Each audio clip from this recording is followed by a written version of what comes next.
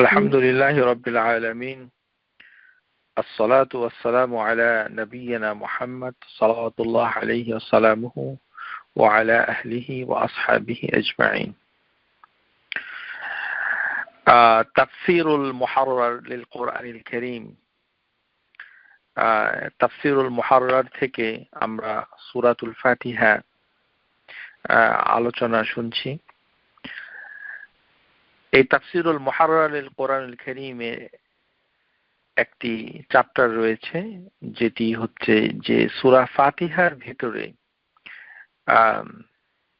বিল লুগাতিল আয়াত, যে এই সূরাগুলোর আয়াতের ভাষা, এটা ব্যাকরণের দিক থেকে, ভাষার দিক থেকে এটা কিরকম, সেই ব্যাপারে লেখক মোট 8টি পয়েন্ট আলোচনা করেছেন। হ্যাঁ, লেখক মোট কয়টি? 8টি পয়েন্ট আলোচনা করেছেন। বিল লুগাতিল আয়াত, যে 8টি পয়েন্ট। তো একটি পয়েন্ট হচ্ছে যেটি খুব গুরুত্বপূর্ণ, সেটি 7 নম্বরে তিনি আলোচনা করেছেন। এটাকে বলা হয় আল ইলতিফাত। আজকে আমরা আল ইলতিফাত সম্পর্কে আলোচনা করব। বিষয়টি একটু নতুন। ইলতিফাত, এটার বানান হচ্ছে আলিফ লাম তা ফা আলিফ তা, ইলতিফাত। এই যে ইলতিফাত, ইলতিফাত হাদিসের ভিতরে পাওয়া যায়, সেটি হচ্ছে নামাজের ক্ষেত্রে ইলতিফাত। আর আল্লাহ সুবহানাহু ওয়া তাআলা কোরআনুল কারীমের যে ভাষা শৈলী ব্যবহার করেছেন, সেখানেও আছে ইলতিফাত। তাহলে ইলতিফাত ফিস সালাহ, আর আরেকটি হচ্ছে আল ইলতিফাত ফিল লুগাতিল কোরআন। তাহলে আমরা দুটো ইলতিফাত পাচ্ছি। একটি হচ্ছে নামাজের ভিতরে ইলতিফাত, আল ইলতিফাতু ফিস সালাহ, নামাজের ভিতরে ইলতিফাত। আরেকটি হচ্ছে যে কোরআনুল কারীমের যে ভাষা, সেখানে রয়েছে ইলতিফাত, আল ইলতিফাতু ফি লুগাতিল আয়াতিল কোরআন।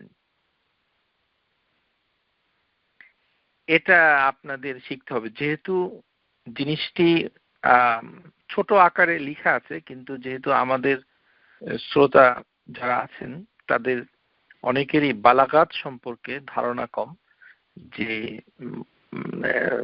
অলংকার শাস্ত্র, কোরআনুল কারীমের যে ভাষা, এই ভাষার ভিতরে শুধু শব্দ অর্থই নয়, বরঞ্চ এই ভাষার যে শৈলী, যেভাবে ভাষাটা, এই বাক্যগুলো একটার পর একটা এসেছে, অথবা বাক্যের ভিতরে যে মানে হঠাৎ পরিবর্তন আসে, সেটাকেও আপনাকে নজর দিতে হবে।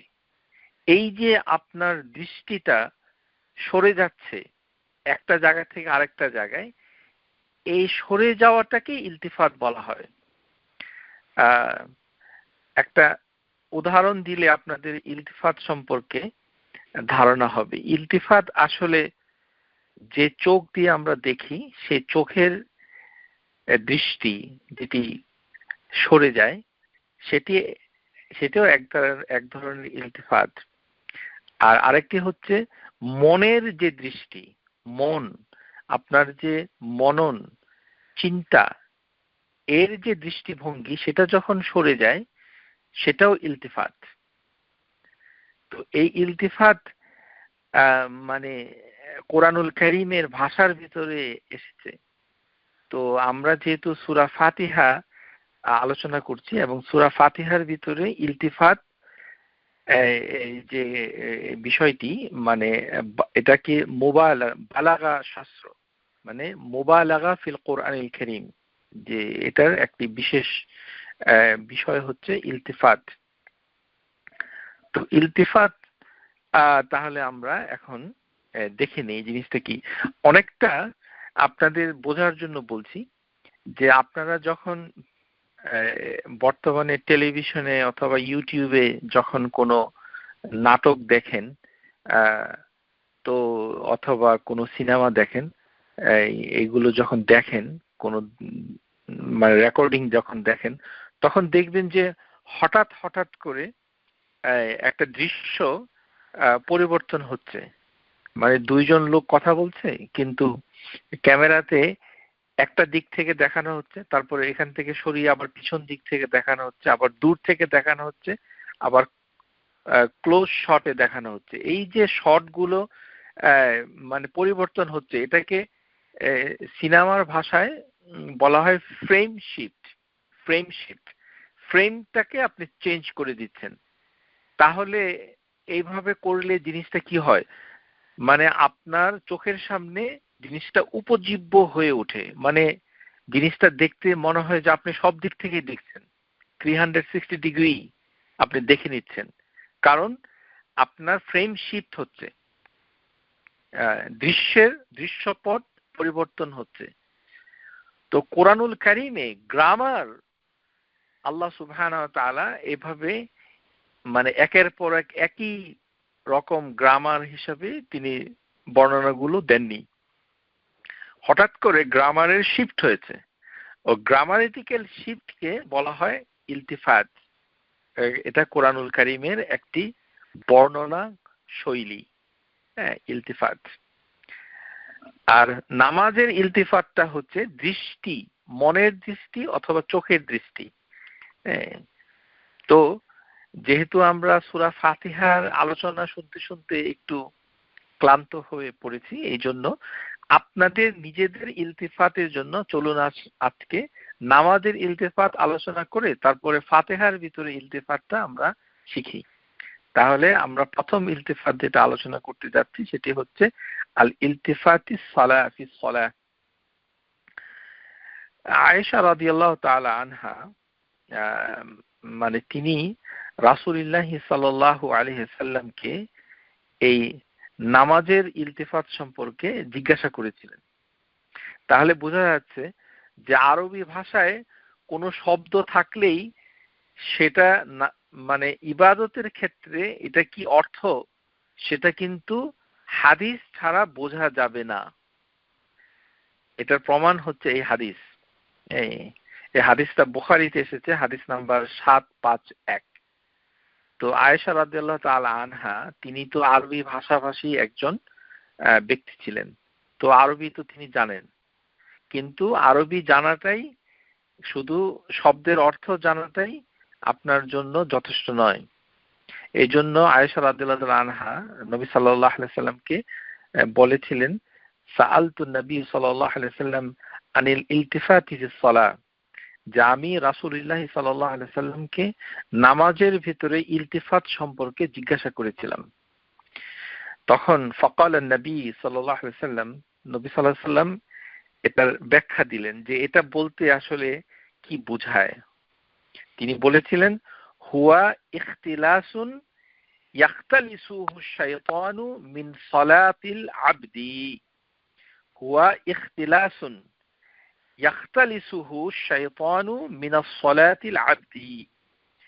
অর্থাৎ এটি এমন কিছু বোঝায় যে শয়তান কোনো বান্দার নামাজ থেকে কিছু চুরি করে নেয়।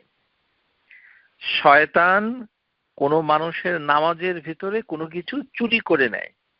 তাহলে এখানে ইলতিফাত জিনিসটা কি বোঝানো হচ্ছে, যে মানুষের অন্তর, আপনি যখন নামাজ পড়তে থাকেন তখন আপনার হঠাৎ করে মনের চিন্তাটা অন্যদিকে চলে যাচ্ছে। এই যে আপনি চিন্তাটা অন্যদিকে চলে যাচ্ছে, এটাই হচ্ছে ইলতিলাফ, ইলতিফাত, ইলতিফাত ফিস সালাহ। এজন্য নবী সাল্লাল্লাহু আলাইহি সাল্লাম তিনি এটা অন্তরের ইলতিফাত সম্পর্কে হাদিসে এভাবে বলেছেন যে তোমাদের অন্তর অনেক সময় নামাজের ভিতরে ফোকাস থাকে না, অন্যদিকে চলে যায়, এবং অন্যদিকে যে চলে যায় এটার কারণ হচ্ছে শয়তান।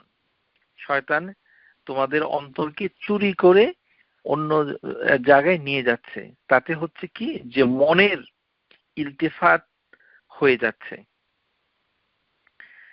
আরেকটি ইলতিফাত হচ্ছে যেটা শারীরিক, যেটা নামাজের ভিতরে দেখা যায়।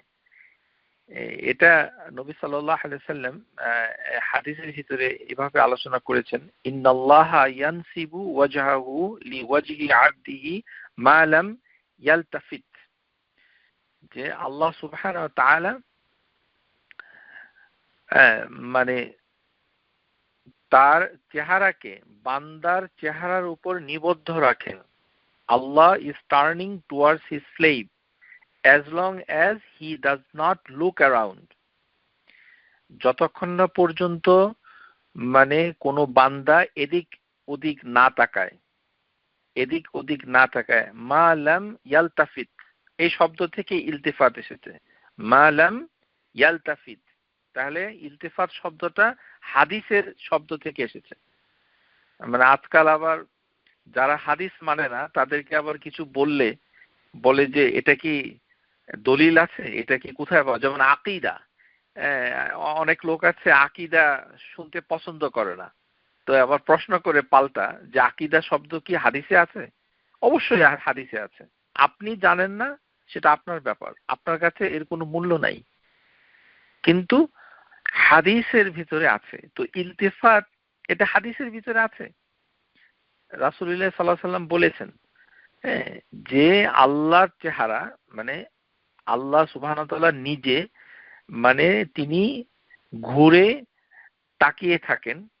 ইয়ানসিবু, আল্লাহর চেহারা নিসবত থাকে, নিবদ্ধ থাকে, ওয়াজহু লিওয়াজহি আবদি, তার বান্দার চেহারার উপর, মালাম ইয়ালতাফিত, মালাম ইয়ালতাফিত, যতক্ষণ না পর্যন্ত সে এদিক ওদিক না তাকায়।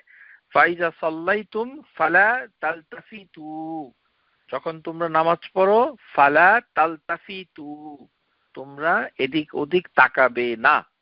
তাহলে এদিক ওদিক তাকানোটা হচ্ছে মানে এক নামাজের ভিতরে একটি ইলতিফাত। আর শয়তান যে নামাজের ভিতরে চুরি করে নিয়ে যায় সেটি হচ্ছে মনের ইলতিফাত, আরেকটা হচ্ছে চোখের ইলতিফাত।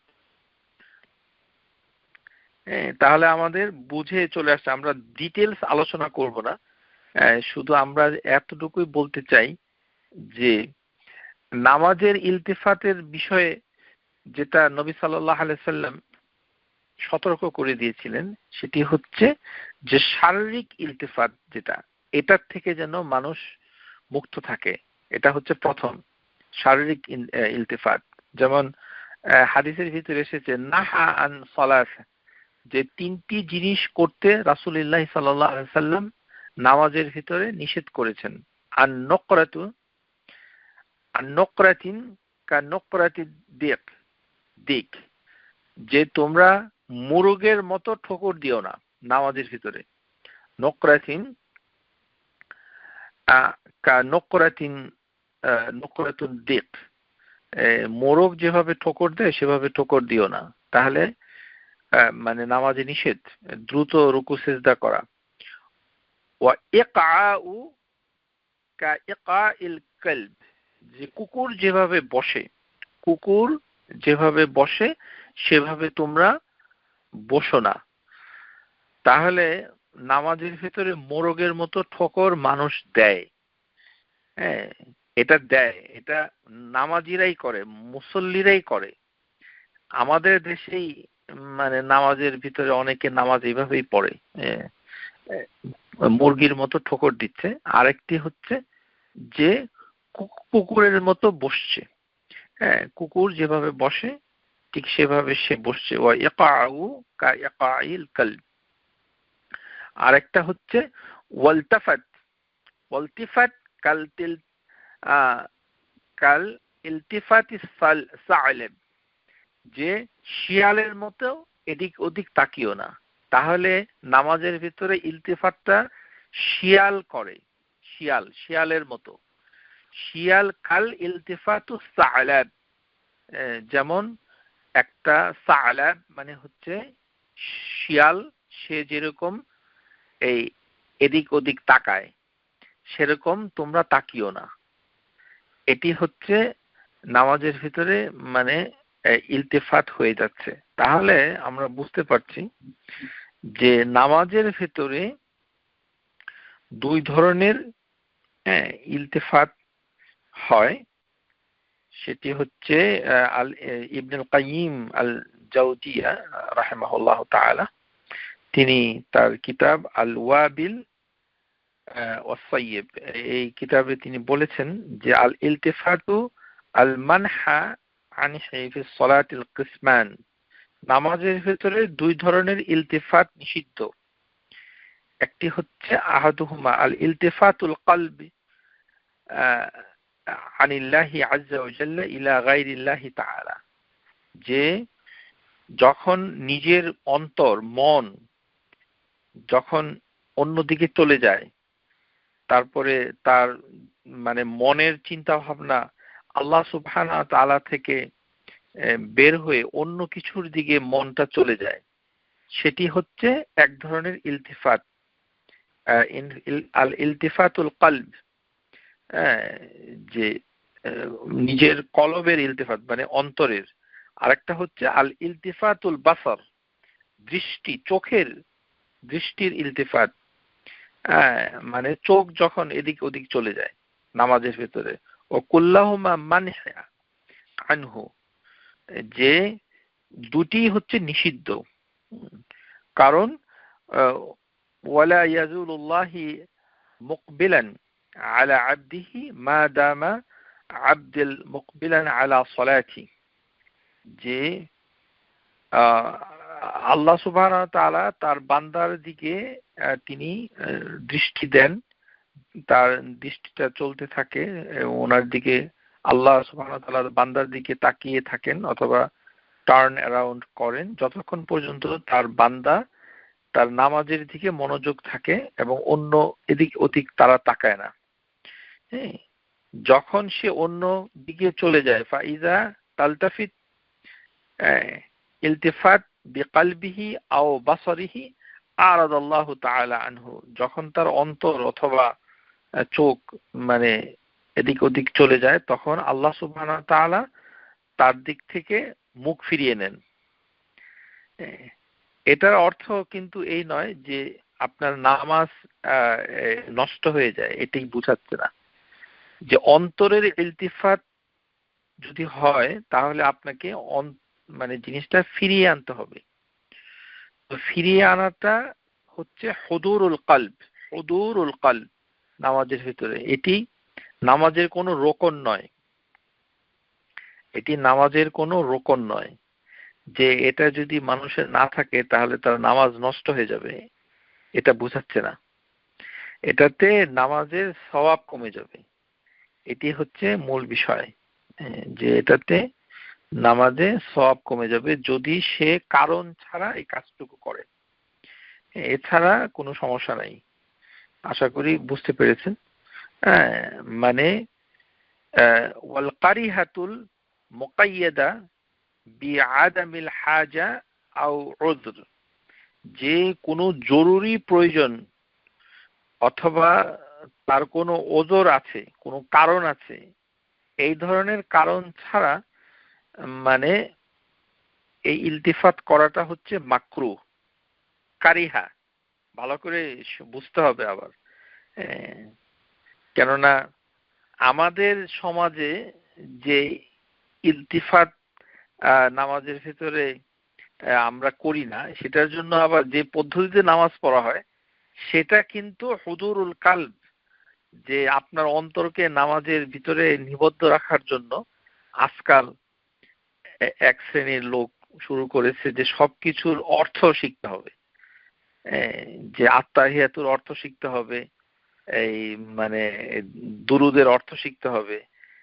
অথচ যারা এই অর্থ শিখার প্রতিযোগিতায় নেমেছে তারা আসলে নামাজের গুরুত্বপূর্ণ জিনিসই করে না। সেটা কি? যে নামাজ পড়তে হবে সূত্রা রেখে, এটা তার জন্য ওয়াজিব।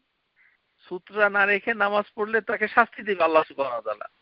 সে হাদিসই মানে না, নামাজে যে সূত্রা রেখে নামাজ পড়তে হয় সেটা সম্পর্কে তার কোনো ধারণাই নাই। সে অন্য একটা জিনিস নিয়ে এসে যে এখানে গ্রামার শিখতে হবে, না শিখলে তার নামাজে একাগ্রতা হবে না। আসলে জিনিসটি তা নয়। আসলে হচ্ছে যে মাঝে মধ্যে প্রয়োজন হলে আপনি নামাজে এদিক ওদিক তাকাতে পারেন, সেটাতে আপনার নামাজ মাকরুহ হবে না, কিছুই হবে না, সওয়াবও কমবে না, ইনশাআল্লাহ সওয়াবও কমবে না। আপনাকে যেটা প্রথম কাজ হাদিস অনুযায়ী নামাজ পড়া, এটা আপনি যদি না শিখেন, মানে যারা এগুলো করছে তাদের প্রতি আমাদের আহ্বান যে আপনি রাসূলুল্লাহ সাল্লাল্লাহু আলাইহি ওয়াসাল্লাম যেভাবে নামাজ পড়েছেন সেভাবে কি আপনি নামাজ পড়তে শিখেছেন? সেভাবে নামাজ পড়তে না শিখলে শুধু গ্রামার জেনে নামাজ শুদ্ধ করা যাবে না।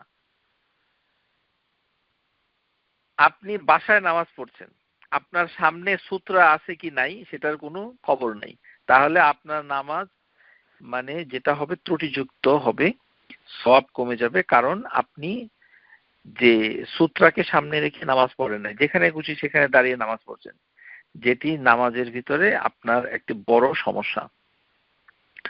তারপরে আপনি নামাজের ভিতরে চোখ বন্ধ করে রাখেন। নামাজের ভিতরে চোখ বন্ধ করে রাখাটাকে শেখ আলবানী রাহিমাহুল্লাহ মানে তিনি বলেছেন যে এটি একটি ঠান্ডা পরহেজগারি, তুরাউল বারিদ। এটি কেননা নবী সাল্লাল্লাহু আলাইহি সাল্লাম যখন নামাজ পড়তেন তখন তিনি মাথাটাকে নিচু করতেন। তাহলে আমাদের প্রথম জিনিসটা হচ্ছে মাথা নিচু করা। কানা ইযা সাল্লা তা তা রাসাহু, তা তা রাসাহু। নবী সাল্লাল্লাহু আলাইহি সাল্লাম যখন তিনি নামাজে দাঁড়াতেন তখন তার মাথাটাকে নিচু করতেন। তখন তিনি চক্ষু বন্ধ করতেন না, এমন কোনো হাদিস নাই যে চক্ষু বন্ধ করেছেন, চক্ষু খোলা রেখেছেন, মাথাটাকে নিচু করেছেন।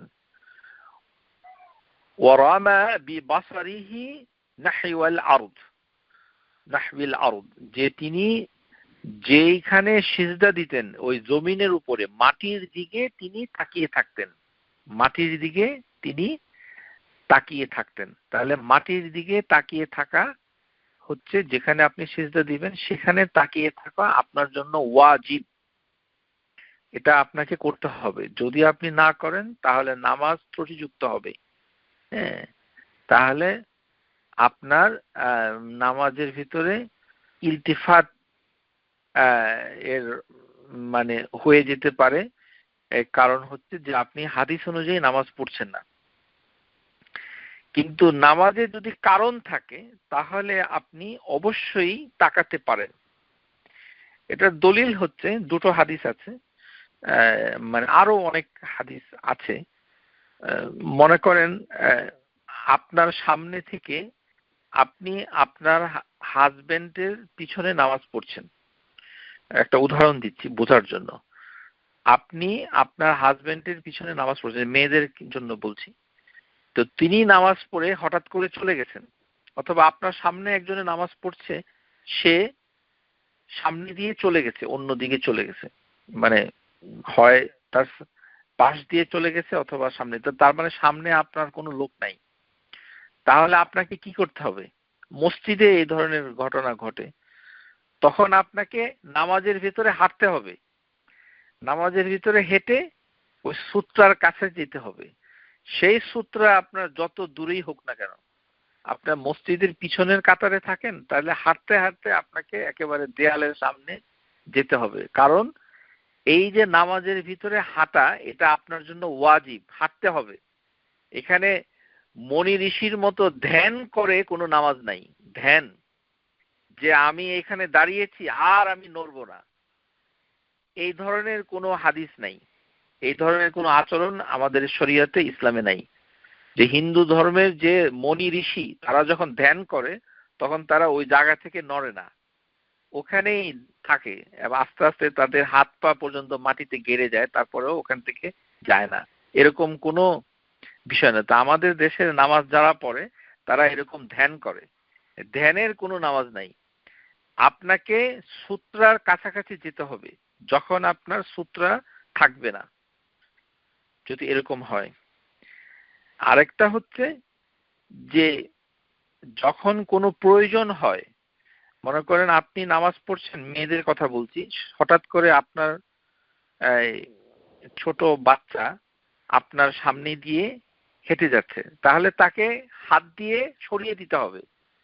তাকে আপনি নামাজের সামনে দিয়ে হাঁটাহাঁটি করতে অ্যালাউ করতে পারেন না।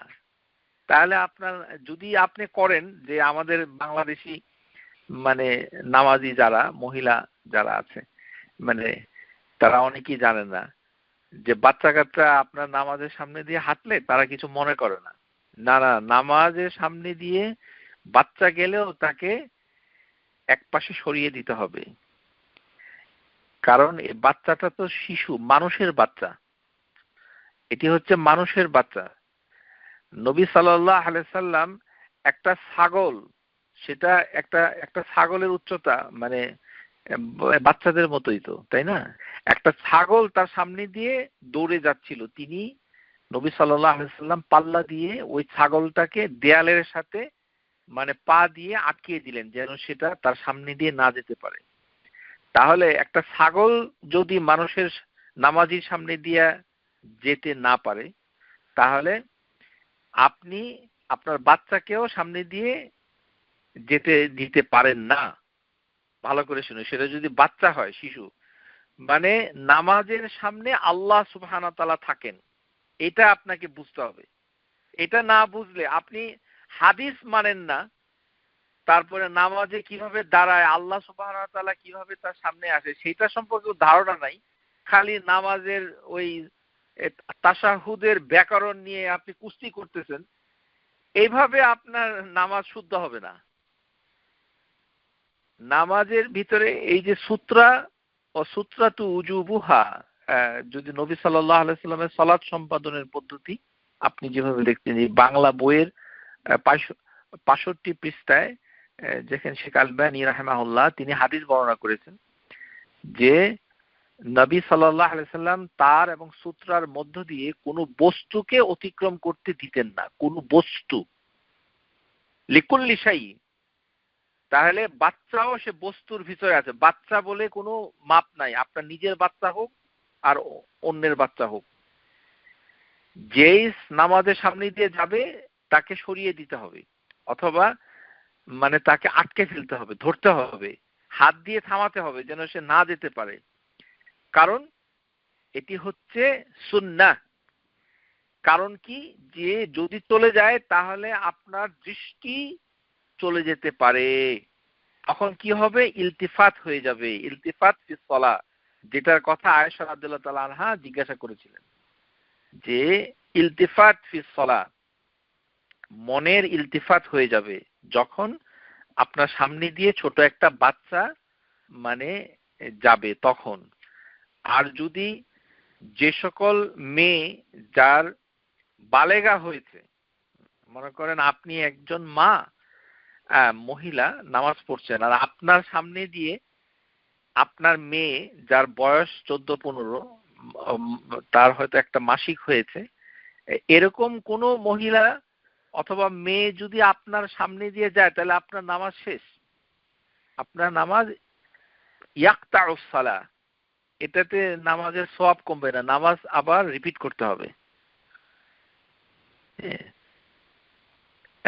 মানে পুরুষের জন্য তার সামনে দিয়ে যদি কোনো মানে মানে কোনো মহিলা যায়, তাহলে সেটা সাবালিকা মহিলা যদি হয়, তাহলে তার নামাজ নষ্ট হয়ে যাবে। হ্যাঁ, নামাজকে আবার পড়তে হবে। যেমন হাজবেন্ড নামাজ পড়ছে, ওয়াইফ সামনে দিয়ে চলে গেল, তাহলে নামাজটা নষ্ট হয়ে যাবে। আর মহিলা নামাজ পড়ছে, তার সামনে দিয়ে আরেকটা মহিলা গেলেও একই সমস্যা হবে, আপনি তাকে যেতে দিন। আর ছোট যদি মেয়ে হয়, ছোট মেয়ে, তাহলে তাকে আটকে দিতে হবে, যে মেয়ে বালেগা হয়নি, ছোট ছোট ছেলে ছোট মেয়ে, তাদের নামাজ নষ্ট হবে না, তবে ইলতিফাত হবে, ইলতিফাত। এটার কারণ হচ্ছে যে ইলতিফাত হওয়ার কারণ হচ্ছে যে আপনি নামাজের ভিতরে আপনার যে মনের যে দৃষ্টি, চোখের দৃষ্টির সাথে মনের একটা সম্পর্ক আছে, তখন আপনি একটু অন্যমনস্ক হয়ে যাবেন। এই কারণে আপনার শয়তান ওই সুযোগে আপনার অন্তরের ইলতিফাত করে দিবে, অন্তরকে অন্যদিকে চলে যাবে। আল্লাহ সুবহানাহু ওয়া তাআলা আপনার দিক থেকে, আপনার উপর থেকে নজরটা সরিয়ে ফেলবেন। কারণ ফাইন্নাল্লাহা কিবালা ওয়াজহি ইযা সাল্লা, যখন তোমরা নামাজ পড়ো তখন আল্লাহ সুবহানাহু ওয়া তাআলা তোমাদের সামনে থাকেন। ইবনুল কাইয়িম আল জাওজিয়া তিনি বলছেন যে মানুষ আল্লাহ সুবহানাহু ওয়া তাআলার সামনে দুই ভাবে, মানে দুই রকম ভাবে দাঁড়িয়ে থাকে। লিল আবদি বাইনা ইয়াদাইল্লাহি মাওকিফান, দুইটি অবস্থানে প্রত্যেক বান্দা আল্লাহর সামনে দাঁড়িয়ে থাকে। তাহলে আমরা যখন আল্লাহর সামনে দাঁড়াই, তার মানে প্রত্যেকটি বান্দা তার এই জীবনে এবং পরজীবনে দুইবার আল্লাহর সামনে দাঁড়াবে। এই বিষয়ের উপরে আপনার ঈমান আনতে হবে। আপনার ঈমান আনতে হবে। কি ঈমান? একটা হচ্ছে যে আপনি আল্লাহর সামনে দাঁড়িয়ে আছেন, ওইটা হবে নামাজের ভেতরে, এটা কি দুনিয়াতে। আর যখন বিচারের দিনে আপনি আল্লাহর সামনে আবার দাঁড়াবেন, সেটি হচ্ছে আখিরা। তাহলে দুইবার মানুষ আল্লাহর সামনে দাঁড়াবে। এটি ইবনুল কাইয়িম রাহিমাহুল্লাহ তার বিখ্যাত কিতাব আল ফাওয়াইদ গ্রন্থে তিনি বলেছেন, লিল আবদি বাইনা ইয়াদাইল্লাহি মাওফিকান,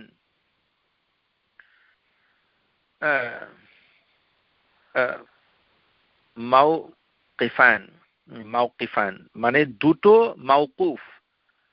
মাওকুফ বাইনা ইয়াদাইহি ফিস সালাহ, যে অবস্থাটা হবে মানুষ দাঁড়িয়ে থাকবে নামাজের ভেতরে।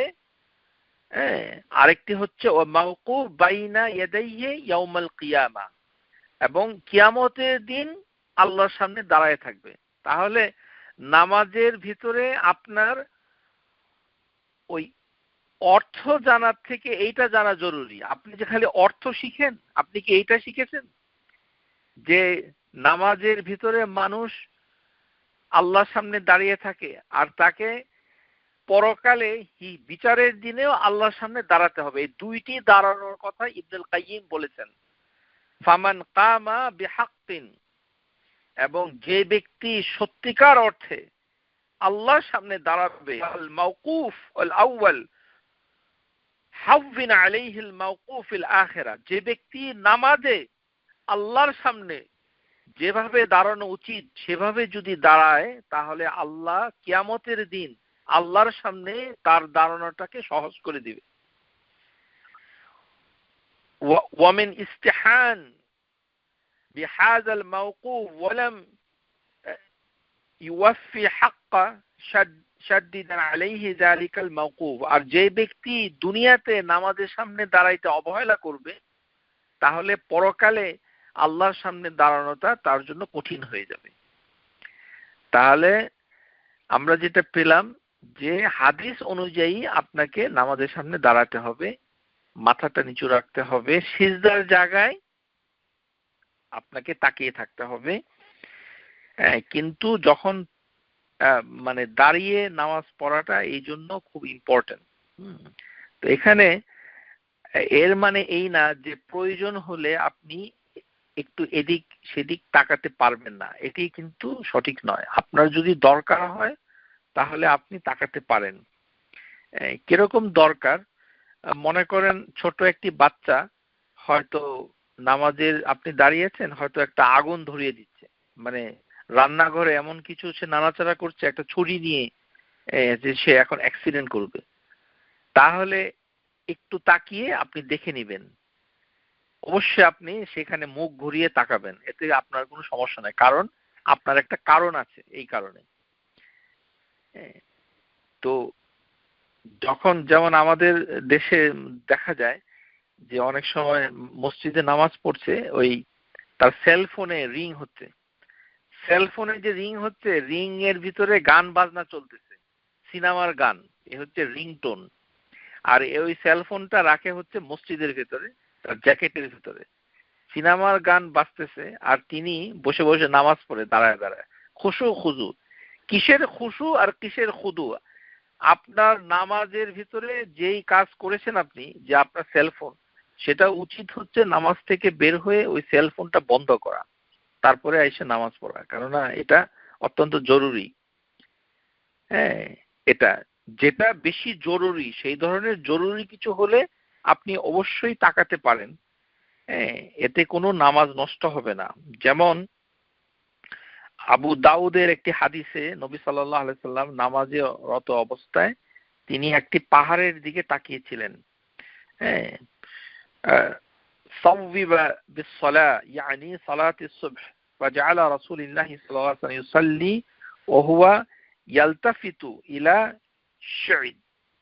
শি'ব হচ্ছে মাউন্ট পাস, মানে দুই পাহাড়ের মাঝখানে যে রাস্তাটা থাকে সেটাকে বলা হয় শি'ব। এই শি'বের কাছে ওয়াকানা আরসালা ফি আরিসান ইলা শি'ব মিনাল লাইলি ইয়াহরুসু, যে রাসূলুল্লাহ সাল্লাল্লাহু আলাইহি সাল্লাম কোন এক সময় একটা অশ্ব আরোহী সৈন্যকে ওই মাউন্টেন পাসের এখানে পাহারায় দাঁড় করে রেখেছে, যে তুমি ওই পাহাড়ের ওই যে রাস্তাটার এখানে দাঁড়িয়ে থাকো, পাহারা দাও। এখন নবী সাল্লাল্লাহু আলাইহি সাল্লাম ফজরের নামাজ পড়তে দাঁড়িয়েছেন, আর তিনি ওই মাউন্টেন পাস, ওই পাহাড়ের ওই রাস্তাটার দিকে তাকিয়েছিলেন, নামাজের ভিতরে তাকিয়েছিলেন। এটি হাদিসের ভিতরে এসেছে, হাদিসটি সহিহ। তাহলে বোঝা যাচ্ছে যে কোনো কারণে আপনার যদি প্রয়োজন হয় তাহলে আপনি ইলতিফাত করতে পারবেন নামাজের ভেতরে, অসুবিধা নেই।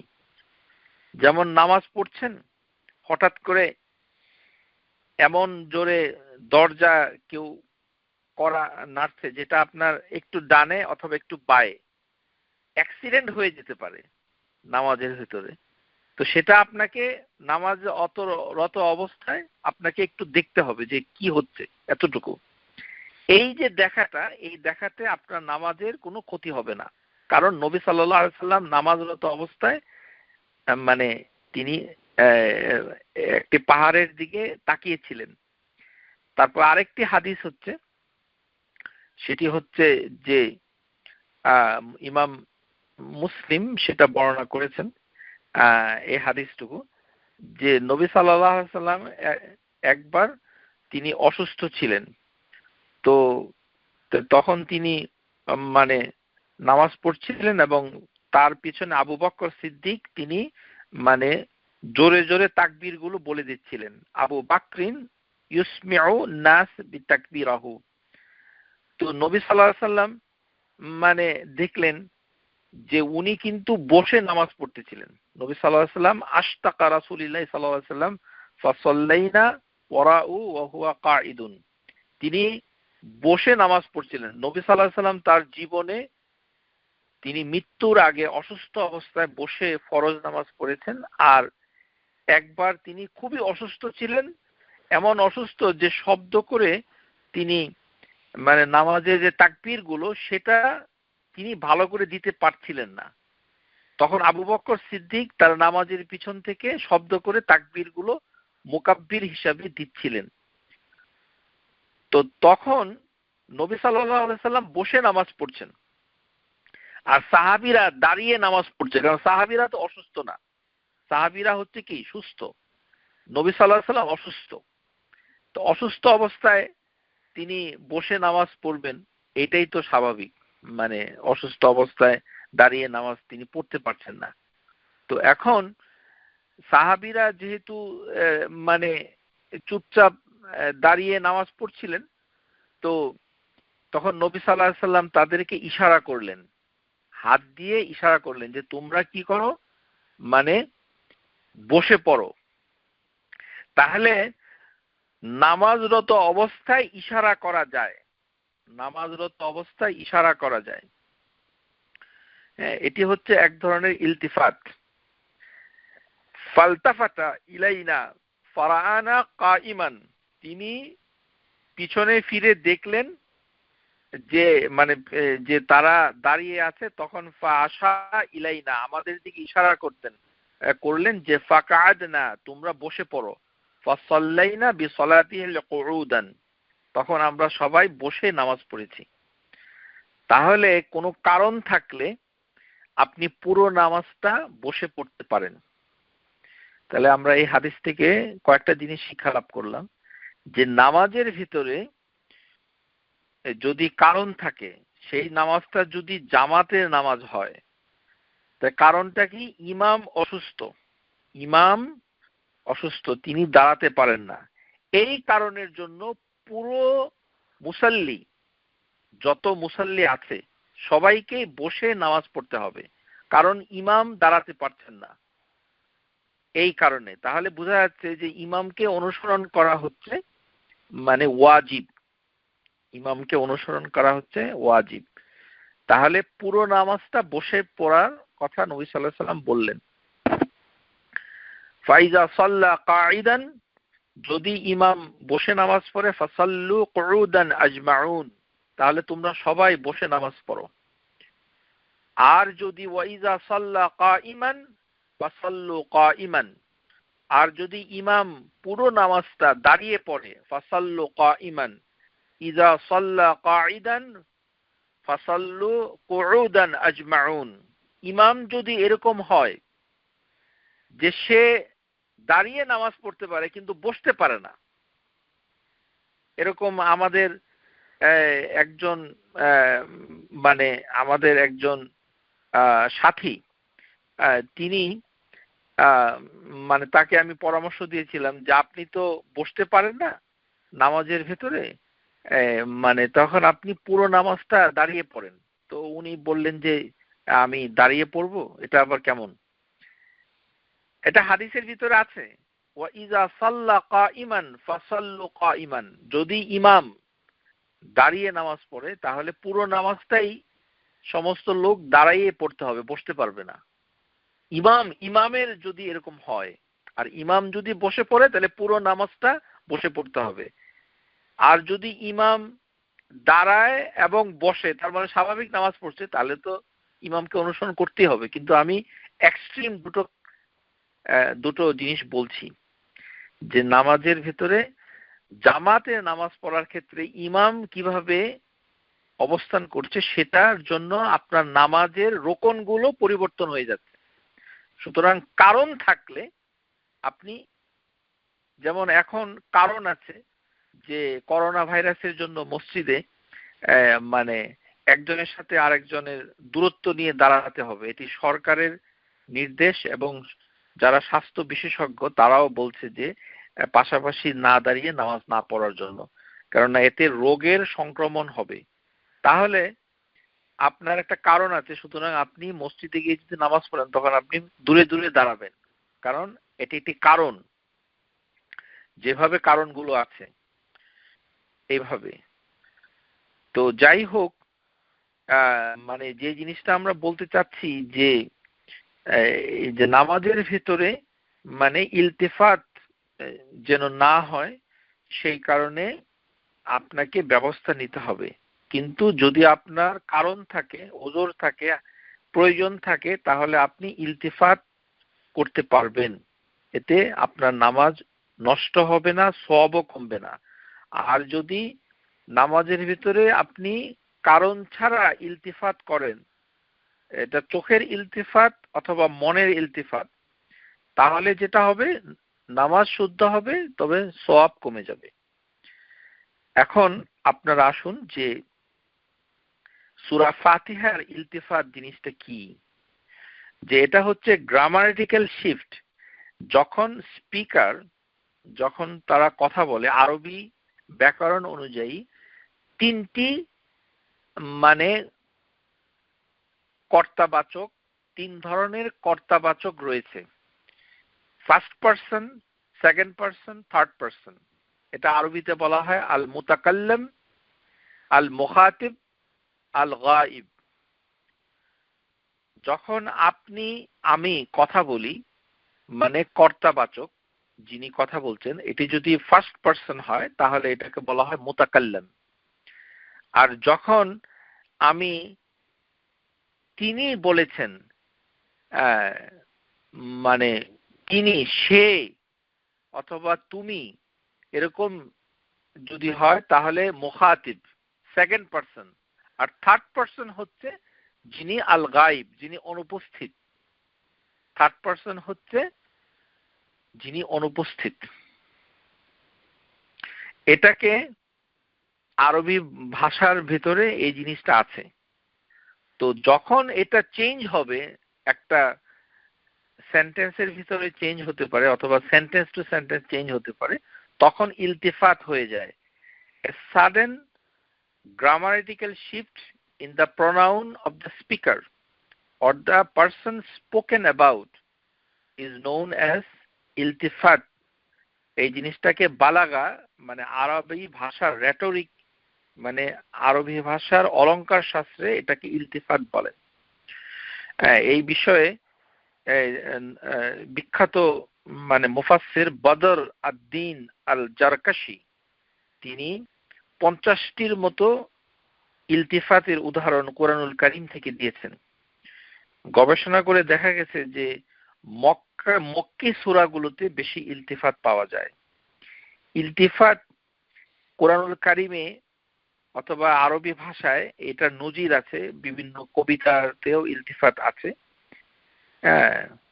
যে এটাকে বলা হয় শাজাআতুল আরাবিয়া, অর্থাৎ আরবি ভাষার একটি ভয়ঙ্কর রূপ।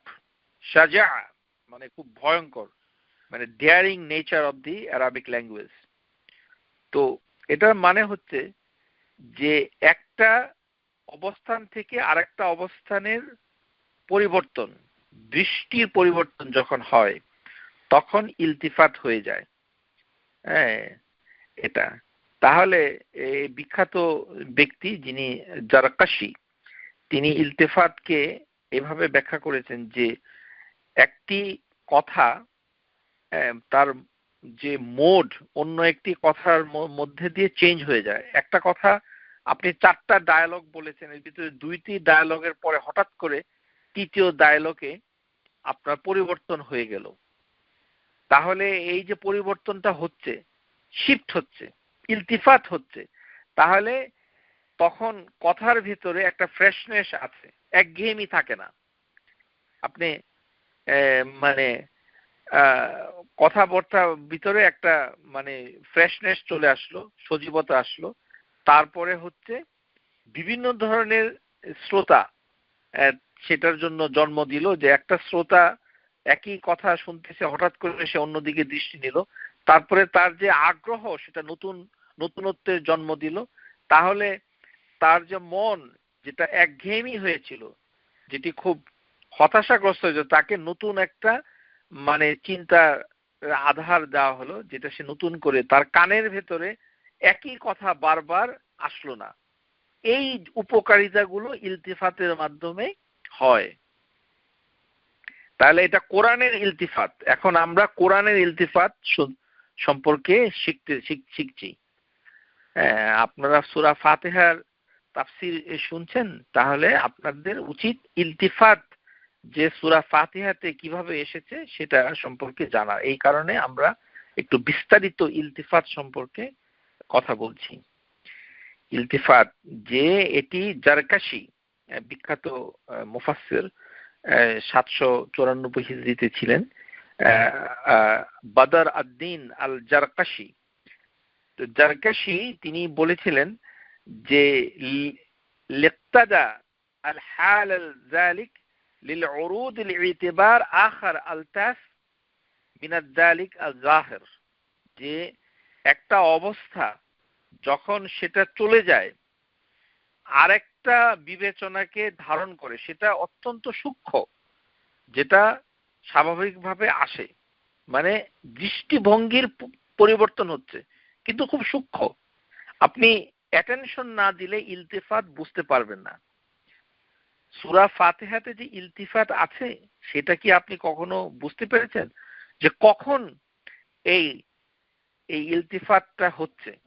তাহলে এখন আমরা একটা উদাহরণ দিয়ে মানে বুঝে নিব যে ইলতিফাতের জন্য মূলত একটাই কন্ডিশন, যে বিষয়ে সমস্ত মানে মুফাসসিররা একমত হয়েছেন, সেটি হচ্ছে যে প্রনাউন, সর্বনাম মানে যখন একটা সেন্টেন্সে থাকবে যে তখন এটা one turns should refer to some same person. মানে একটা প্রোনাউন যখন সে অন্যদিকে টার্ন করবে তখন এটা ইলতিফাত হয়ে যাবে। কিন্তু আপনি যদি বলেন যে ইউ আর মাই ফ্রেন্ড, আপনি আমার বন্ধু, এখানে আপনি এবং আমার বন্ধু তা দুটার ভিতরে কোনো ইলতিফাত হচ্ছে না। কিন্তু যে দেখা যাচ্ছে যে একটি কমন উদাহরণ দিচ্ছি যে বহু বচন থেকে এক বচন যখন হয় তখন সেখানে ফার্স্ট পারসন থাকে মুতাকাল্লিম, আর এটাতে নিয়ে যাচ্ছে কোথায় মানে খিতাব সেকেন্ড পারসনে নিয়ে যাচ্ছে। উদাহরণটা কি? ইন্না আ'তাইনাকাল কাউসার। তাহলে ইন্না শব্দ নিশ্চয়ই, আ'তাইনাকা এখানে যে আ'তাইনা এই যে নুন, এই নুনটা হচ্ছে জামা, নুনুল জামা। তাহলে এখানে আমরা একটা নুন পেলাম, এই নুনটাকে কি বলা হয়? নুনুন জামা, মানে বহু বচনের নুন। আশা করি এটা বুঝতে পারবেন। এটা লেখক আলোচনা করেছে নুনুল জামউ, নুনুল জামউ যে, আর এখানে যে নুনটি আছে এই নুনটি হচ্ছে মানে মানে ইয়াকা না'বুদু, না'বুদুর নুনটা হচ্ছে নুনুল জামউ, আর আ'তাইনাকা এখানে নুনটা হচ্ছে আল্লাহ সুবহানাহু ওয়া তাআলা রয়্যাল নুন, রয়্যাল নুন অর্থাৎ রাজকীয়, রাজকীয় ম্যাজেস্টি, নুনুল আযীমা, নুনুল আযীমা। তাহলে আমরা প্রথমে আমি একটু মানে ভুল বলেছি যে ওটি হচ্ছে ইয়াকা না'বুদু, না'বুদুর নুনটা হচ্ছে নুনুল জামউ। এটা কারেক্ট করে নেন, আমার বলতে একটু ভুল হয়ে গেছে। যে না'বুদু নাস্তাঈনু সেই নুনটা হচ্ছে নুনুল জামউ, আর আ'তাইনাকা এই নুনটা হচ্ছে নুনুল তাযীম, নুনুল তাযীম মানে নুন অফ ম্যাজেস্টি, তাযীম। আল্লাহ সুবহানাহু ওয়া তাআলা আযীম, তিনি মানে গ্রেট, এটি হচ্ছে রয়্যাল ম্যাজেস্টি, নুনুত তাযীম। যে এটি হচ্ছে আল্লাহ সুবহানাহু ওয়া তাআলা কুরআনুল কারীমে বহুবচন ব্যবহার করেছেন মুতাকাল্লিম হিসাবে, যেন এটা রয়্যাল প্লুরাল, রয়্যাল প্লুরাল, রাজকীয় বহুবচন, রাজকীয় বহুবচন। নুনুন তাযীম, ইন্না আ'তাইনাকা। তাহলে এখানে ফার্স্ট পারসন আ'তাইনা সাথে সাথে পরিবর্তন হয়ে ইউ হলো সেকেন্ড পারসন, ফাসাল্লি লিরাব্বিক, অতঃপর আপনি মানে নামাজ পড়েন, এবার মানে আপনার রবের, আপনার রবের নামাজ পড়েন। তাহলে এখানে ওয়ান রেফারেন্স হচ্ছে যে ওয়ান অর সেম, একই আল্লাহ কিন্তু একটি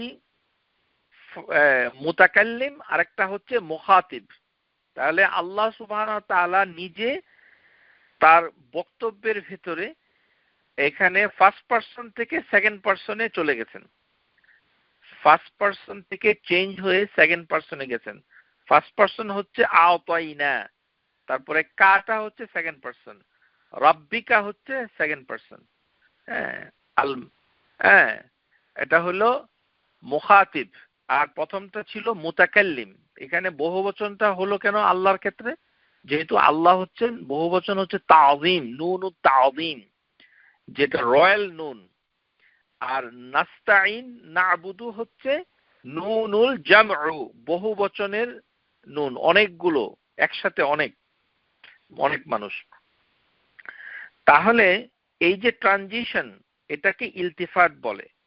তাহলে ইলতিফাত জিনিসটা প্রধানত মানে change in a pronoun in a person, first person, second person, third person, এটার ভিতরে যে শিফট হচ্ছে, grammar shift, first person, second person, third person, এই তিনটি পারসন, প্রথম পুরুষ, দ্বিতীয় পুরুষ, তৃতীয় পুরুষ, এটা আরবিতে বলে মুতাকাল্লিম, মুখাতিব, আল গাইব।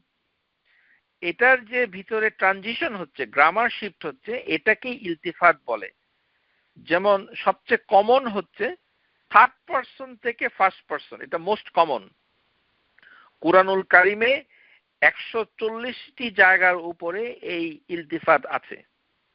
কুরআনুল কারিমে 140টি উদাহরণ আছে, এর বেশিও আছে, যেখানে আল্লাহ সুবহানাহু ওয়া তাআলা থার্ড পারসন থেকে ফার্স্ট পারসনে তার বক্তব্য রেখেছেন, ফার্স্ট পারসন থেকে থার্ড পারসনে চলে গেছেন। তারপরে ফার্স্ট পারসন থেকে থার্ড পারসনে চলে গেছে মানে 100টা জায়গায় আছে, 100টা। যেমন আ'তাইনাকা কাউসার, আল কাউসারু ফাসাল্লি লিরাব্বিক, এখানে ফার্স্ট পারসন থেকে থার্ড পারসন মানে সেকেন্ড পারসনে গেছে, থার্ড পারসনে গেছে। তারপরে হচ্ছে থার্ড পারসন থেকে সেকেন্ড পারসনে 60 বার আছে, সেকেন্ড পারসন থেকে থার্ড পারসনে 30 বার আছে, আর ফার্স্ট পারসন থেকে সেকেন্ড পারসনে যখন এটি পরিবর্তন হয় সেটি একটি জায়গায় আছে। সেটি মানে স্কলাররা বলেছেন যে এটা ইলতিফাত হিসাবে বিতর্কিত, অনেকে বলেছেন ইলতিফাত হয়নি। আর সেকেন্ড থেকে থার্ড পারসনে কোনো উদাহরণ নাই। তাহলে আবারও বলছি, 6 ধরনের ইলতিফাত হতে পারে। Third to first, first to third, third to second, second to third, first to second. First to সেকেন্ডের উদাহরণ হচ্ছে যে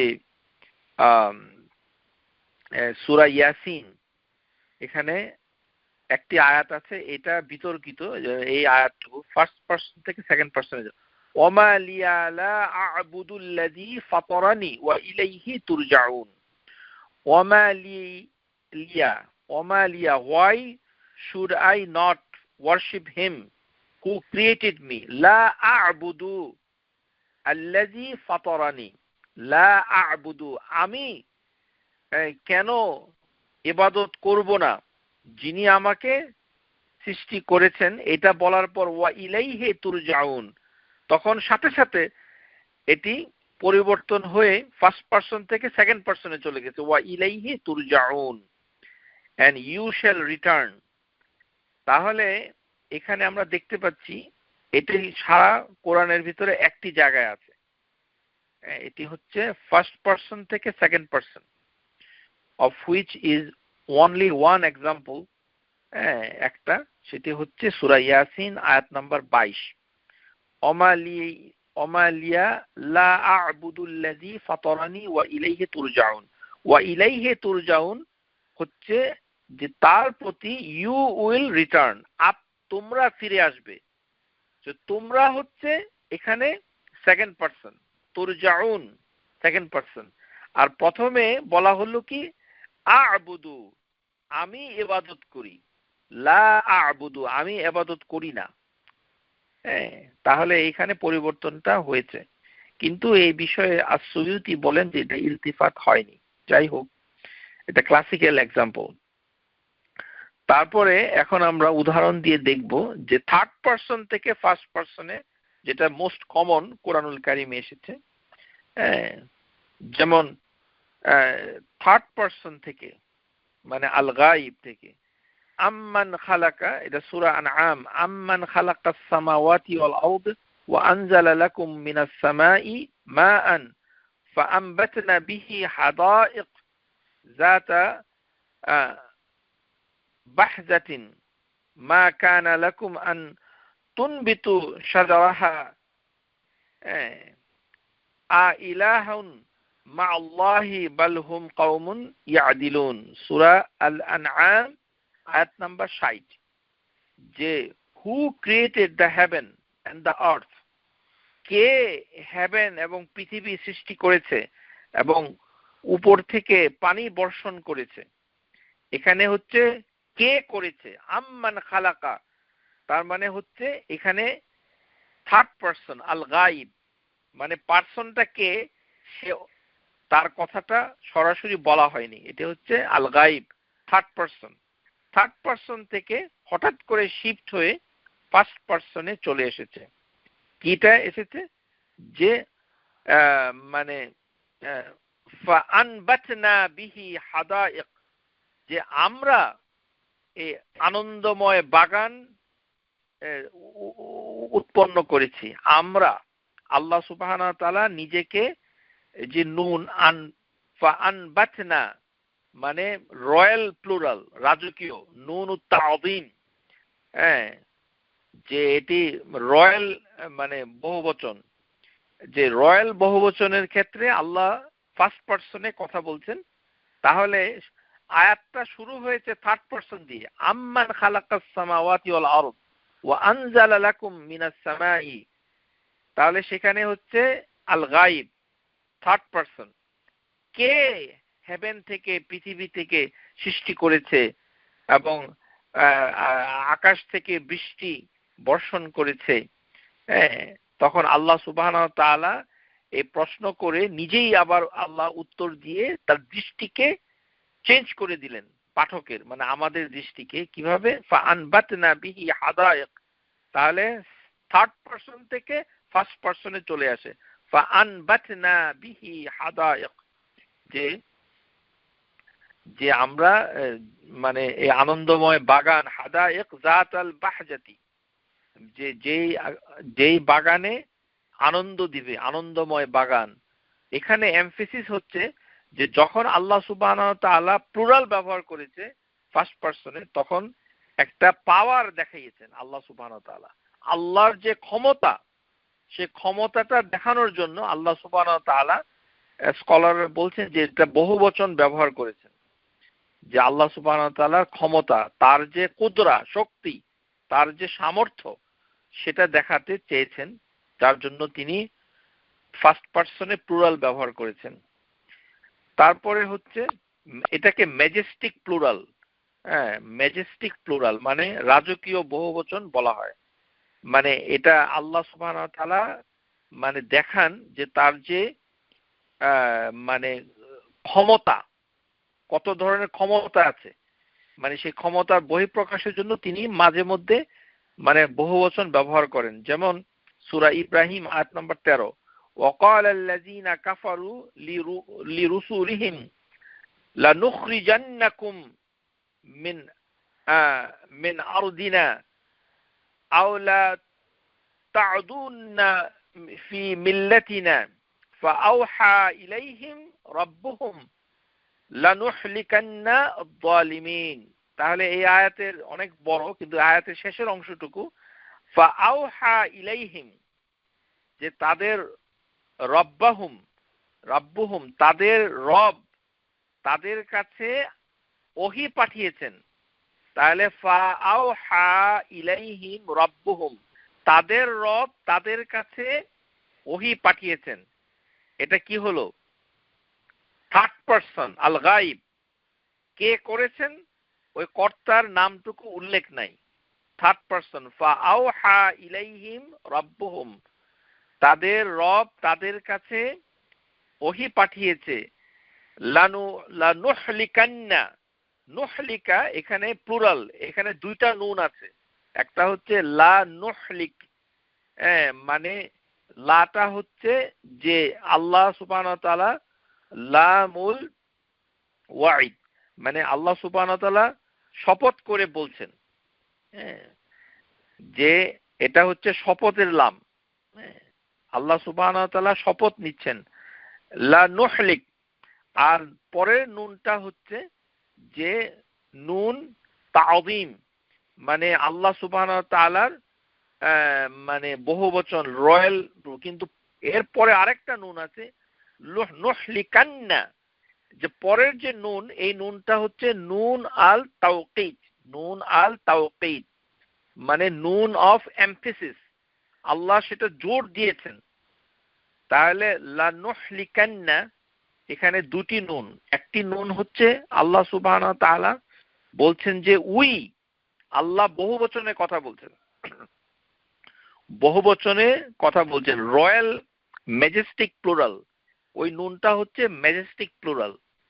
আর পরের নুনটা হচ্ছে নুন আত তাওকীদ, নুন আত তাওকীদ মানে জোর দেওয়ার, জবরদস্তি, শক্তিশালী নুন, শক্তি ইম্পর্টেন্ট দেওয়ার নুন। এই কারণে আল্লাহ সুবহানাহু ওয়া তাআলা তার মানে কথাটা বলছেন, এই কারণে তিনি শাস্তি দিবেন, লানুহলিকান্না যালিমিন, তিনি জালেমদেরকে শাস্তি দিবেনই দিবেন। তার মানে প্রথমটা হচ্ছে লামুল কসম, যে আল্লাহ লাম দিয়ে একটা শপথ নিয়েছেন, কসম। পরের নুনটা হচ্ছে ম্যাজেস্টিক প্লুরাল, আর পরের নুনটা হচ্ছে নুন তাওকীদ মানে এমফেসিস দেওয়া হচ্ছে, আল্লাহ সুবহানাহু ওয়া তাআলা শাস্তি দিবেন। তাহলে দেখা গেল যে মানে এখানে থার্ড পারসন থেকে ফার্স্ট পারসনে যখন চেঞ্জ হচ্ছে, ইলতিফাত হচ্ছে, তখন আল্লাহ এই আয়াতের ভিতরে তার শক্তির প্রকাশ করেছেন। তিনি যে শক্তিশালী, তিনি যে মানে কাজটিকু করবেন, শাস্তি দিবেন, সেটার যে ভাষাগত শৈলী এটার ভিতরে ফুটে উঠেছে। এটার ভিতরে সেটা ফুটে উঠেছে। এরকম করে তিনি মানে এরকম করে আল্লাহ সুবহানাহু ওয়া তাআলা প্রথমে মানে বিভিন্ন কথা বলেছেন, তারপর হঠাৎ করে থার্ড পারসন থেকে ফার্স্ট পারসনে চলে এসেছেন। তো থার্ড পারসন থেকে ফার্স্ট পারসনে আসার মানেটা হচ্ছে যে তিনি বিভিন্ন ধরনের অর্থ বহন করে। সেটা হচ্ছে তিনি যে বিভিন্ন কিছু দিতে পারেন, তার ক্ষমতা, এটা তিনি প্রকাশ করেন। তিনি যে অনেক কিছু দিতে পারেন সেটাও এখানে ফুটে উঠেছে। এটা হচ্ছে ওমাইয়াফআল, একটা আয়াত আছে সূরা নিসাতে, ওমাইয়াফআল, যা আয়াত নাম্বার 114, ওমাইয়াফআল যালিকা ইবতিগাআ মারদাতিল্লাহ, যে আল্লাহ সুবহানাহু ওয়া তাআলা মানে যা আল্লাহর কাছে পছন্দনীয়, আল্লাহ যেখানে সুবহানাহু ওয়া তাআলা যেখানে খুশি হন, যার কাজে মানে সেই কাজটুকু তিনি করেন, ফাসাউফা নুতিহি আজরান আযীমা। দেখেন প্রথমটাতে আল্লাহ সুবহানাহু ওয়া তাআলা নিজের জন্য থার্ড পারসন ব্যবহার করেছেন।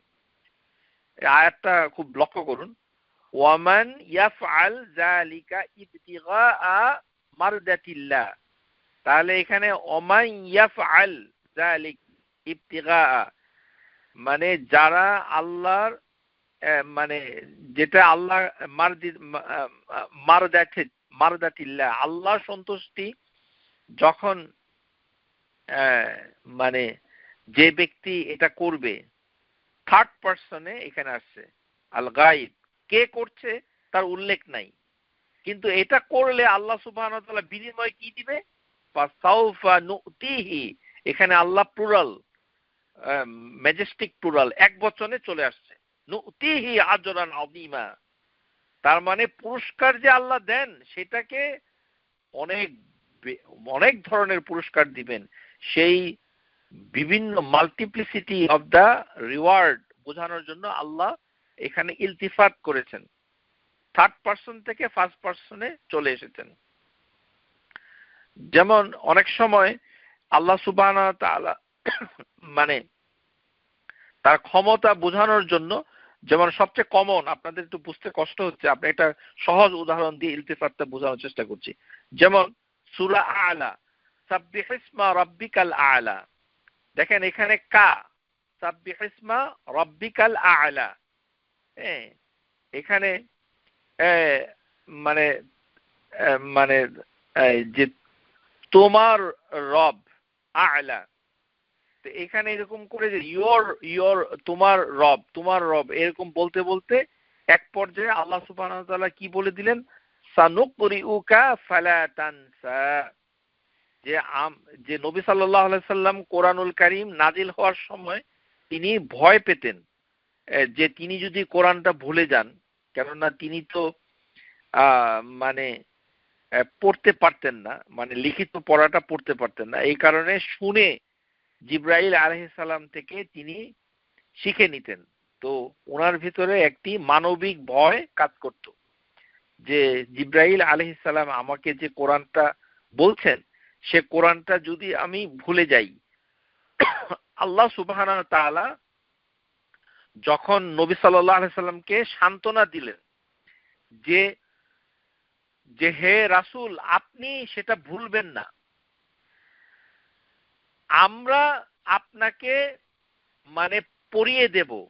সুবহানাল্লাহ, আল্লাহ সুবহানাহু ওয়া তাআলা, কারণ রাসূলের যে জিহ্বা, রাসূলের যে স্পিচ সেন্টার, তার ব্রেইনে যে কাজ করছে, যেখান থেকে তিনি জিনিসটাকে পড়বেন, সেটা আল্লাহ নিয়ন্ত্রণ করেন। সুতরাং আল্লাহ বলছেন যে আমি তোমাকে পড়িয়ে দেব যেন তুমি ভুলে না যাও।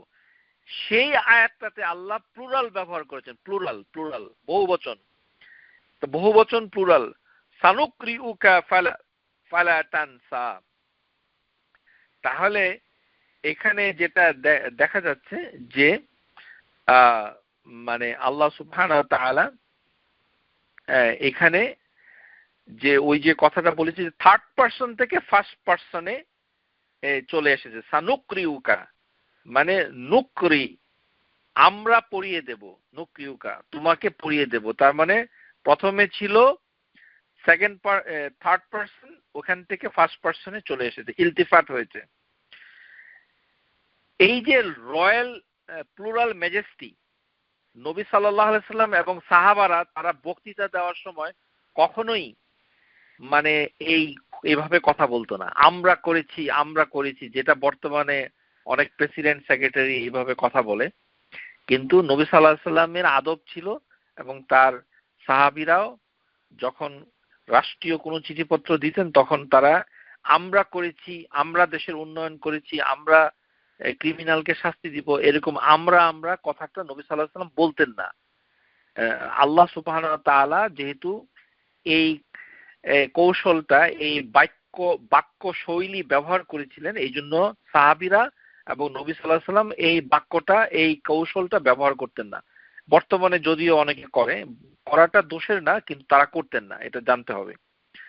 আরেকটা হচ্ছে যে ফার্স্ট পারসন থেকে থার্ড পারসন, ফার্স্ট পারসন থেকে থার্ড পারসন, এটার উদাহরণ হচ্ছে সূরা শুআরা, ফালা তাদউ মা'আল্লাহি ইলাহান, do not call upon another ইলাহ, আল্লাহর সাথে অন্য ইলাহকে তোমরা ডেকো না। তাহলে এখানে ফার্স্ট পারসন, ফালা তাদউ মা'আল্লাহি ইলাহান আখার ফাতাকুনা মিনাল মুআযযিবিন। তাহলে কি হবে যে তোমাদের উপরে শাস্তি আসবে। তাহলে এখানে যে নো মানে কোনো প্রোনাউন এখানে ব্যবহার করা হয়নি, এখানে আল্লাহ সুবহানাহু ওয়া তাআলা ফার্স্ট পারসনের মোড থেকে থার্ড পারসনে চলে গেছেন, যেহেতু এখানে ভয় দেখাচ্ছেন আল্লাহ সুবহানাহু ওয়া তাআলা, ইনি ভয় দেখাচ্ছেন যে এই কেন আল্লাহ সুবহানাহু ওয়া তাআলা আল্লাহ শব্দটা তিনি ব্যবহার করেছেন, যে যখন তাওহীদের প্রয়োজন হয় তখন third person relate to fundamental message of Quran, আল্লাহ সুবহানাহু ওয়া তাআলা নিজের কথাটা বলছেন, এই জন্য এখানে ইলতিফাত হচ্ছে। তো ইলতিফাতটা ফার্স্ট পারসন থেকে থার্ড পারসনে, যেমন সূরা গাফির আয়াত নাম্বার 14, ওয়াহুয়াল হাইয়্যু লা ইলাহা ইল্লা হু, আল্লাহ হচ্ছেন আল হাই,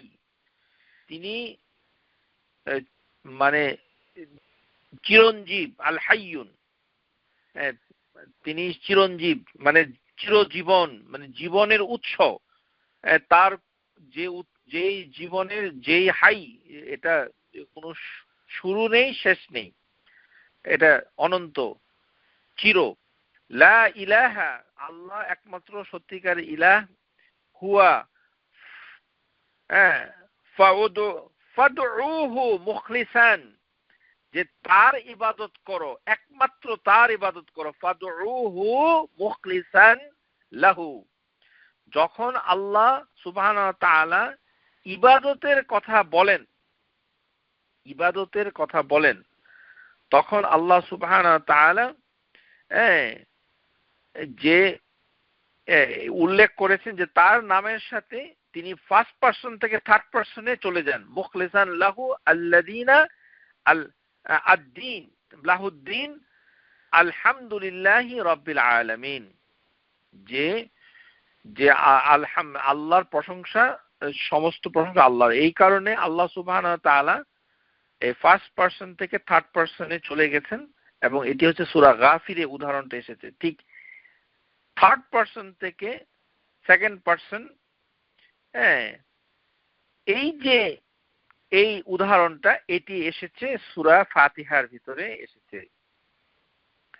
তাহলে আমরা সূরা ফাতিহাতে আমরা যদি এখন আসি, তাহলে আমাদের ইলতিফাত হচ্ছে 3টি আয়াতে। প্রথম আয়াতটা কি? আলহামদুলিল্লাহি রাব্বিল আলামিন।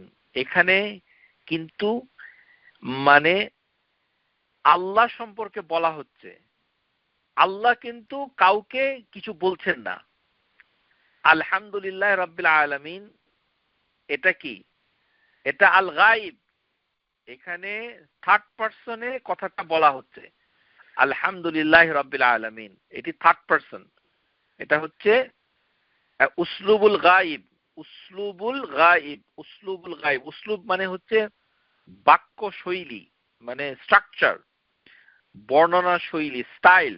উসলুবুল গায়ব আলহামদুলিল্লাহ রাব্বিল আলামিন, মানে আল্লাহ সম্পর্কে বলা হচ্ছে, কিন্তু কে বলছে, কাকে বলছে, এই জিনিসটা উল্লেখ নাই, এটা অনুল্লেখ। তাহলে প্রথম আয়াতটা হচ্ছে থার্ড পারসন, আলহামদুলিল্লাহ রাব্বিল আলামিন। তারপরে আর রহমানুর রহিম, এখানে একই কথা হচ্ছে যে আল গায়ব, এটি থার্ড পারসন। এখানে কোনো বক্তাকে এটা বোঝা যাচ্ছে না, অনুপস্থিত। মালিকি ইয়াউমিদ্দিন, এই 3 নাম্বার আয়াত, এটাও মানে এখানে যে তিনি আল গায়ব। তারপরে হচ্ছে ইয়াকা না'বুদু ওয়া ইয়াকা নাস্তাঈন, এখানেও আল গায়ব থার্ড পারসন। কিন্তু পঞ্চম যে 5 নাম্বার যে মানে আয়াত ইহদিনাস সিরাতাল মুস্তাকিম, এখানে হঠাৎ করে ইলতিফাত হয়েছে, সেটি হচ্ছে আল মুখাতিব। এটি হচ্ছে যে সেকেন্ড পারসন। এখন সেকেন্ড পারসন, ইহদিনা, আমাদেরকে দিন, ইহদিনা, আমরা চাচ্ছি, তার আমরা। ইহদিনা সিরাতাল মুস্তাকিম, এটি হচ্ছে মুখাতিব, মানে যারা বলছে সেকেন্ড পারসন খিতাব, তাদের মাধ্যমে এখানে ইলতিফাত হচ্ছে। ইয়াকা না'বুদু ওয়া ইয়াকা নাস্তাঈন। তাহলে এই যে 4 নাম্বার ভার্সটা এর ভিতরে যেটা ভার্স নাম্বার 4, যেটি হচ্ছে ইয়াকা না'বুদু ওয়া ইয়াকা নাস্তাঈন, জমকশরী তিনি বলেছেন যে মানে যে ইয়াকা না'বুদু ওয়া ইয়াকা নাস্তাঈন, এখানে থার্ড পারসনে চলে এসেছে। the coming after the praise in the third person, 4 number ভার্সে, যে আল্লাহ সুবহানাহু ওয়া তাআলা সম্পর্কে প্রশংসা, মালিক ইয়াউমিদ্দিন, রহমানুর রহিম, এই 3টি ভার্সের পরে হঠাৎ করে থার্ড পারসনে এটা চলে এসেছে। এইভাবে ইলতিফাত হয়েছে এখানে। তো সেকেন্ড পারসন থেকে থার্ড পারসনের যে ইলতিফাত, সেটি একটা উদাহরণ হচ্ছে সূরা আন-নাহল। সূরা আন-নাহল আয়াত নাম্বার 72, ওয়াল্লাহু জাআলা লাকুম মিন আনফুসিকুম আজওয়াজান ওয়া জাআলা লাকুম মিন আজওয়াজিকুম বাইনানা বানিনা, আজওয়ালা লাকুম বানিনা ওয়া হাফাদা। যে আল্লাহ সুবহানাহু ওয়া তাআলা বলছেন, আল্লাহ তোমাদেরকে তোমাদের জোড়া সৃষ্টি করেছেন। আল্লাহ সুবহানাহু ওয়া তাআলা তোমাদের স্বজাতি থেকেই তোমাদের সৃষ্টি করেছেন। ওয়াল্লাহু জাআলা লাকুম মিন আনফুসিকুম, এটার মানে এই না যে আপনার ওয়াইফকে মানে আল্লাহ সুবহানাহু ওয়া তাআলা আপনার ভিতর থেকে সৃষ্টি করেছেন, এটা কিন্তু না। এটা অনেকে এই আয়াত থেকে ভুল ধারণা করে থাকে। এটা হিন্দু ধর্ম থেকে হয়তো ধারণাটা এসেছে যে প্রত্যেকের ওয়াইফ যার যার কোমরের পাঁজর থেকে সৃষ্টি করা হয়েছে। এটা কোনো কোরআন সুন্নাহ কোথাও নাই, এটা একটা মিথ্যা কথা।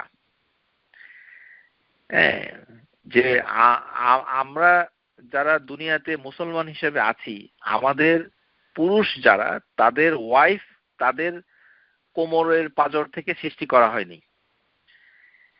তাদেরকে আল্লাহ সুবহানাহু ওয়া তাআলা আলাদা একজন নারী হিসাবে সৃষ্টি করেছেন।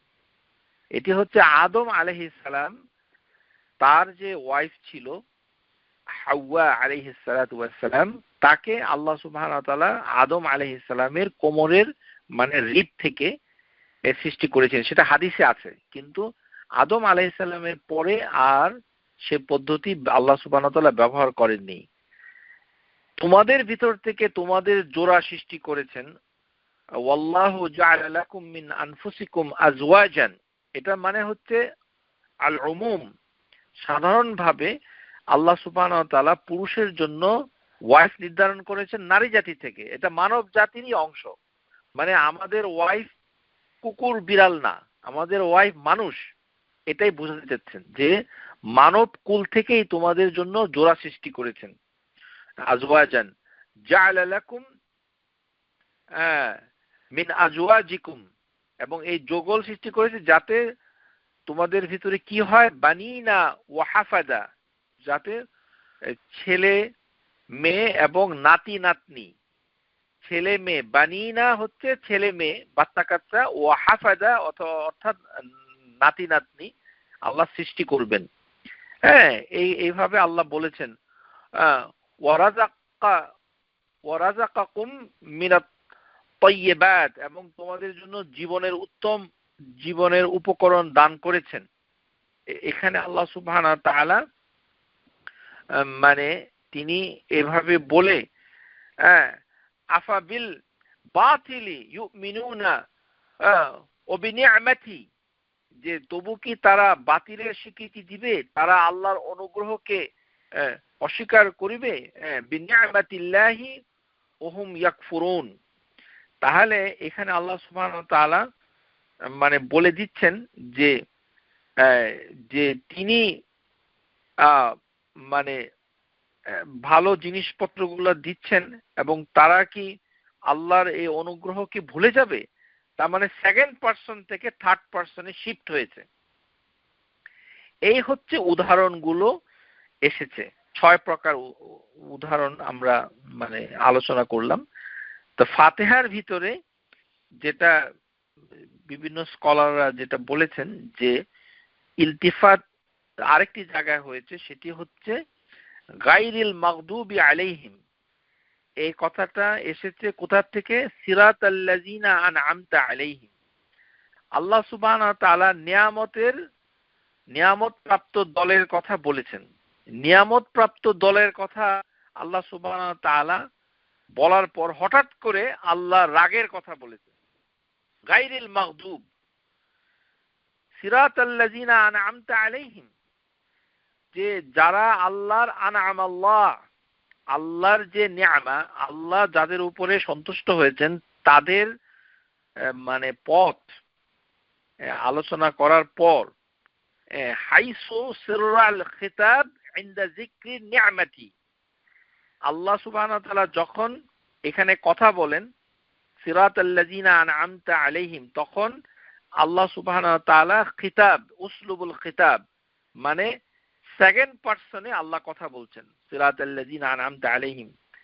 কিন্তু এখান থেকে গায়রিল মাগদুবি আলাইহিম, তখন আল্লাহ সুবহানাহু ওয়া তাআলা ফাজাওয়া লাফজাল গাদাবি আনিল্লাহি তাআলা, আল্লাহ সুবহানাহু ওয়া তাআলা দূরে সরিয়ে দিচ্ছেন তাদেরকে, যে আল্লাহ মানে রাগ করেছেন। আল্লাহ সুবহানাহু ওয়া তাআলা রাগ করেছেন। এখানে আল্লাহ শব্দটা আল্লাহ নিজে দূরে সরিয়ে দিয়েছেন। সিরাতাল্লাযিনা আনআমতা আলাইহিম, এই কথা বলার পর আল্লাহ সুবহানাহু ওয়া তাআলা নিজের যে শব্দটা লাফজুল জালালা গায়রিল মাগদুবি আলাইহিম, সেখানে আল্লাহ কথাটা আল্লাহ সুবহানাহু ওয়া তাআলা উল্লেখ না করে তিনি পরিবর্তন এনেছেন। হ্যাঁ, এটাই হচ্ছে এক ধরনের আদবান ওয়া লুৎফান। হ্যাঁ, এটি হচ্ছে আল্লাহ সুবহানাহু ওয়া তাআলা যাদের উপর সন্তুষ্ট হন তাদের প্রতি আল্লাহ কতটুকু দয়াবান এবং কতটুকু আল্লাহ সুবহানাহু ওয়া তাআলা মানে দেখাচ্ছেন, এবং সেটি হচ্ছে আল্লাহর বর্ণনায় উঠে এসেছে। তাহলে এখানেও একটা ইলতিফাত হয়েছে যে প্রথম যেভাবে শুরু করেছেন সেখান থেকে হঠাৎ করে পরিবর্তন হয়েছে বাক্যের ভিতরে। হ্যাঁ, যে কি বিষয়ে আল্লাহ কথা বলছেন সেটারও পরিবর্তন হয়েছে। তাহলে বোঝা যাচ্ছে যে ইলতিফাত বিভিন্ন কারণে হতে পারে। কিছু কিছু স্কলার এরকম মনে করে যখন বাক্যের বক্তব্য পরিবর্তন হয়ে যায়, এটাকে জারকাশি তিনি বলেছেন ইয়াকরুব মিনাল ইলতিফাত, মানে ইলতিফাতের কাছাকাছি কিছু বিষয় যেখানে আরবি ভাষাতে বাক্যের বক্তব্য পরিবর্তন হয়। এখানে সিরাতাল্লাযিনা আনআমতা আলাইহিম, এই বক্তব্যটা হচ্ছে আল্লাহ যাদের উপর সন্তুষ্ট, আর হঠাৎ করে পরের আয়াতে আল্লাহ প্রচন্ড রাগ হয়েছেন তার বক্তব্য চলে যায়। তাহলে বক্তব্যটার আমূল পরিবর্তন, একটা থেকে আরেকটা হঠাৎ করে শিফট হয়েছে। তো আমরা যখন ফাতিহাটা পড়ি তখন কিন্তু এইদিকে আমাদের নজর আসে না, দৃষ্টি আসে না, কারণ একটাই, whether mind does not know, I cannot see, যেটা মন জানে না সেটা চোখ দেখতে পায় না। তো এখানে একটা ইলতিফাত এসেছে। এটা আর প্রথম ইলতিফাত যেটা মানে যে আলোচনা করেছিলেন, যেটা ইলমুল বালাগার ভিতরে এসেছে, যে আল্লাহ সুবহানাহু ওয়া তাআলা যখন ইলতিফাত করেছেন যে সূরা ফাতিহার ৪র্থ নাম্বার ভার্স ভিতরে যে যখন থার্ড পারসনে আল্লাহ সুবহানাহু ওয়া তাআলা কথা বলছেন, মানে আমাদেরকে বলতে বলছেন অথবা আল্লাহ বলছেন, যেহেতু আল্লাহ সুবহানাহু ওয়া তাআলার যে কোরআনুল কারীম এটা কালামুল্লাহি তাআলা, এটা আল্লাহর কথা, কিন্তু এই কথা মানে এই নয় যে আল্লাহ সুবহানাহু ওয়া তাআলা তার নিজের জীবনী অথবা অটোবায়োগ্রাফি অফ আল্লাহ এখানে ডিসকাস করেছে, এটি নয়। এটি মানুষের কল্যাণের জন্য আল্লাহ সুবহানাহু ওয়া তাআলা বিভিন্ন বক্তব্য বিভিন্ন ভাবে পেশ করেছেন। তো সেখানে first person, second person, third person এখানে চেঞ্জ হচ্ছে। এই চেঞ্জ হওয়ার ভিতরে মানুষের দৃষ্টির পরিবর্তন হচ্ছে, মানুষ বুঝতে পারছে, হঠাৎ করে ইলতিফাত হচ্ছে যে প্রথম 3টি আয়াতের ভিতরে জুমলাতুল খাবারিয়া ও জুমলাতুল ইনশিয়া, যে এখানে শুধু খবর দেওয়া হচ্ছে তা নয়, বরঞ্চ আবেদন, এটার যে আবেগ সেটাকেও এখানে তুলে ধরা হচ্ছে। এবং এটা we are not talking to Allah, আমরা কিন্তু আল্লাহর সাথে কথা বলছি না, এটা কিছুক্ষণ পরে আল্লাহ সুবহানাহু ওয়া তাআলার সাথে আমরা কথা বলছি ইহদিনাস সিরাতাল মুস্তাকিম।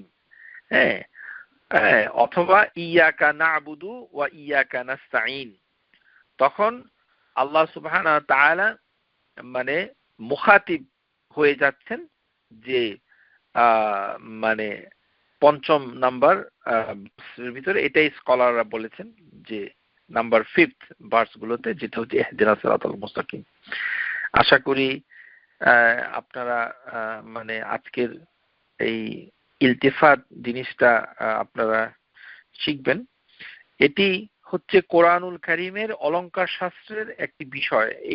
এই বিষয়ে আরো অনেক কথা আছে, তো আমরা এত ডিটেলস মানে মানে আমরা যাচ্ছি না, শুধু একটা কথাই বলতে চাচ্ছি যে সূরা ফাতিহার ইলতিফাতটুকু দুইভাবে এসেছে।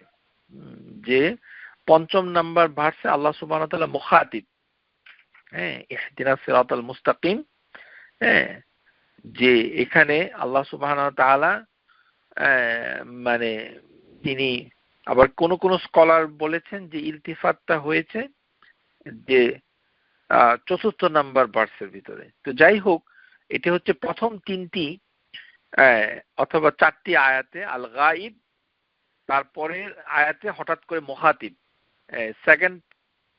থার্ড পারসন থেকে সেকেন্ড পারসনে চলে এসেছেন। আশা করি বুঝতে পেরেছেন। আমরা আগামী ক্লাসে যে এই সূরা ফাতিহার ব্যাপারে যে তাফসিরুল মুহাররার লিল কোরআনুল কারীম থেকে বাকি অংশটুকু আপনাদেরকে পড়িয়ে আবার শোনাবো। তারপর আমরা এই মুহাররার থেকে আমাদের অধ্যয়ন শেষ হলে তাহলে আমরা তাফসির ইবনে কাসির থেকে ইনশাআল্লাহ তাআলা সূরা ফাতিহা আর আলোচনা শুনবো। ওয়া আখিরু দাওয়ানা আনিল হামদুলিল্লাহি রাব্বিল আলামিন। Assalamu alaikum wa rahmatullahi wa barakatuh. Subscribe to our YouTube channel, Know Tawhid First, and press the bell icon to get new video notifications.